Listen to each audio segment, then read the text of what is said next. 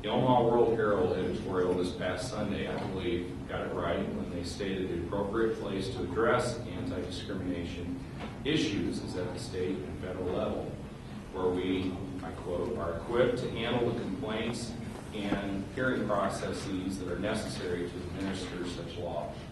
Senator McCoy also mentioned that, he believes that the World Herald got it right. I believe that the World Herald got it right too, because they endorsed the passage of my ordinance. So I believe they got it right as well. So we don't differ on that. But let me say this. Right now, there are 150 cities in this country that have passed ordinances like this. Right now, there are 17 states that have passed ordinances like this. There are, as I mentioned, the cities and states that reflect this also consider that we have a problem. And that problem is a class of individuals that are treated differently because of attitudes and beliefs of the majority. And when you have those attitudes and beliefs of the majority, then we are obligated by law, all of us who are elected officials, we're obligated by law to undertake the oath that we took and defend the 14th Amendment to the Constitution. And the 14th Amendment is clear. If you were born or naturalized in this country, you have the right to life, liberty, and property with due process and equal protection under the law. Right now, we have a class of citizens who are not being protected as they should be. I might also add, though, that as it relates to sexual orientation, you may recall, Senator Council, that the Omaha Public School Board passed legislation of this type about 15 years ago. And if this bill were enacted, the Omaha School Board would not have the ability to have that as a protected class. And as you all know, we have serious concerns about bullying in our schools, both locally and nationally. And to enact 912 with the retroactivity that it would cause would do undue harm to the Omaha Public Schools and would run the risk of bullying increasing and not decreasing. And it would also run the risk of businesses looking somewhere else other than in the state of Nebraska and the city of Omaha and Lincoln. Thank you. On a totally unrelated topic, but I have to always publicly thank you for the work you do in the hospitals. The three in the morning calls and 4 in the morning calls I'm aware of, that you're aware of, is exemplary, and I do want to thank you for that work. Thank you, Senator. I appreciate it. Any other questions you haven't seen? Thank you. Thank you. And thank you, Senator.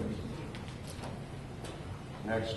We're concerned about adding more burdensome regulations to our business. Currently, there are a number of different classifications that we have to deal with as property owners under fair housing rules. Examples would be race, religion, gender, nation of origin, and disability.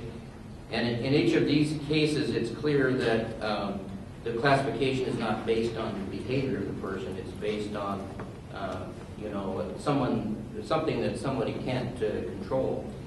It's not settled in the case of GLBT that this is the case with those classifications. So there is a difference. I don't think the case has been made that GLBT people need special protection either. There is a recognition in Omaha based on a study that was done by the University of Nebraska Medical Center, which indicates that we have a problem. They are already renting houses and apartments in Nebraska. They're already working. They're employed by employers across the state. I'm not sure that the case has been made. So what is really behind this? It appears to be an endorsement of the GLBT class. And then you get into religious problems of imposing compliance with this upon people who would disagree with it for religious reasons. So I think on this type of thing where it's a serious policy issue, it should be statewide. It should not be done on a statewide or on a citywide basis.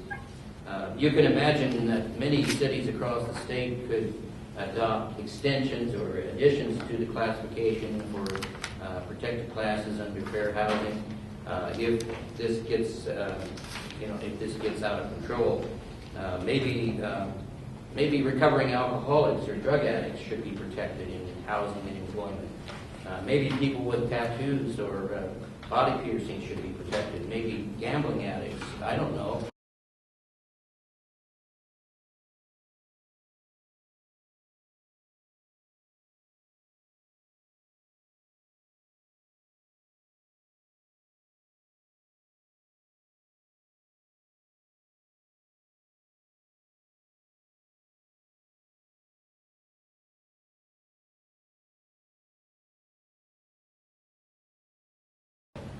You can imagine a city taking that on as a cause and saying, we need to protect these people.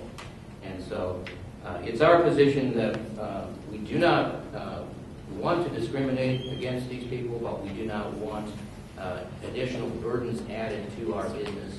And for the reasons that I've stated, I think the committee should support LB 912. Thank you, Chuck. Okay? Yeah, you may have some questions, Senator. I don't really have a question, but I just need to say for the record that I take offense to comparing members of our gay and lesbian community to addicts. I wasn't there. Yeah. Senator Council, Senator Latham. Yeah. I guess I was kind of confused, Mr. Chapman. I was following your testimony, and I didn't know whether you thought you were at an Omaha City Council meeting or talking on LB 912. But let's talk about 912. And 912 seeks to limit the authority to add protected classes at the local government level. And I'm trying to understand your statement that you don't believe anyone should be discriminated against, but you don't want to add protected classes. So is it your position that you support discrimination for which there is no recourse? No, that's not my position. GLBT members are renting units in our association. So are African Americans, and they're still discriminated against every day. But in that case, the policy decision has been made by the state to make that a class that there could be recourse for discrimination. So your answer to my question is that you believe that there are certain acts of discrimination for which there should be no recourse.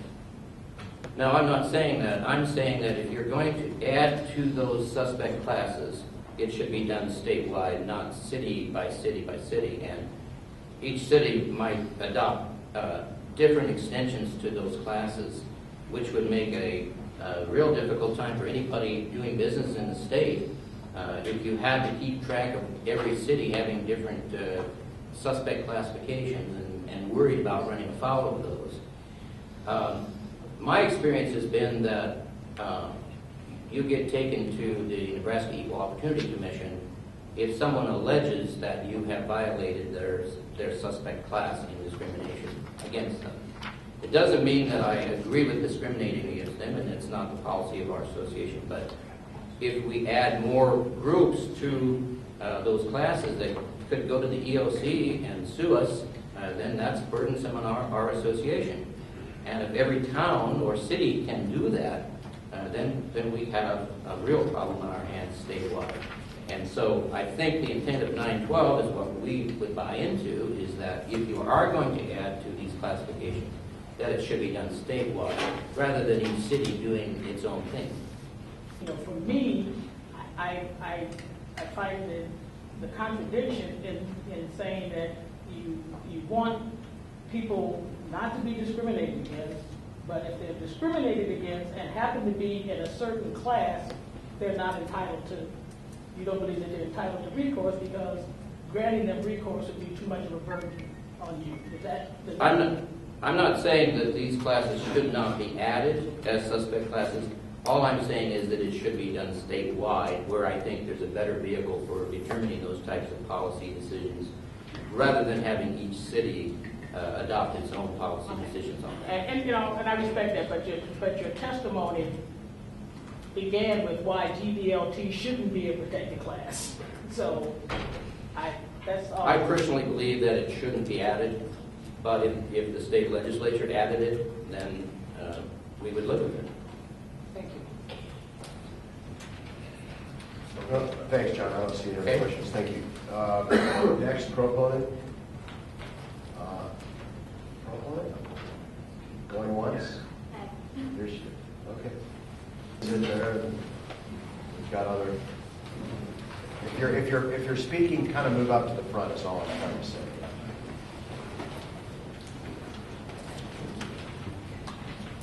Good afternoon. Senator Ashford and members of the Judiciary Committee. My name is Rhonda, R-H-O-N-D-A, Ewer, U-H-E-R. I am the Department Manager for the Omaha Human Rights and Relations Department, and I'm here to represent the City of Omaha in opposition of LB 912. Currently, the Nebraska Fair Housing Act, now this is the Nebraska State Fair Housing Act, does not include protections for age or marital status. LB 912, Section 3, Number 3, will nullify Omaha's Section 13-300 A and J of the Omaha Municipal Code, which currently protects age and marital status for fair housing. The ordinance was adopted by the City Council in 1992. The passage of LB 912 would set the City of Omaha back 20 years in the protection of individuals based on age and marital status.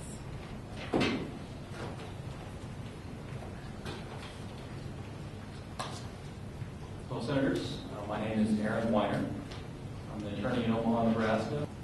I feel like I'm here to speak for Omaha, really. I don't think Omaha requires the paternalism that has been suggested here. I was involved in the Leadership Omaha program through the Chamber of Commerce and had a nice inclusivity day where we talked about being honest about these issues and forthright, which I'm not really hearing a lot today with some of the witnesses.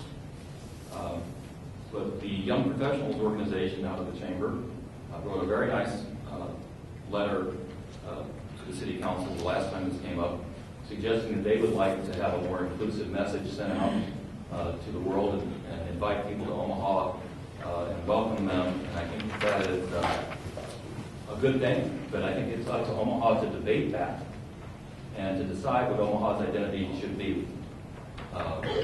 I see this bill as an attempt to cut off the debate in Omaha, to take away Omaha's autonomy on this issue. And I think Omaha should have every ability to have a public debate about this and determine what it wants to say about its own character in the future. But as I'm saying this also, we have over 100 businesses in support of the ordinance in Omaha. We're gaining a lot of support for what we're trying to do.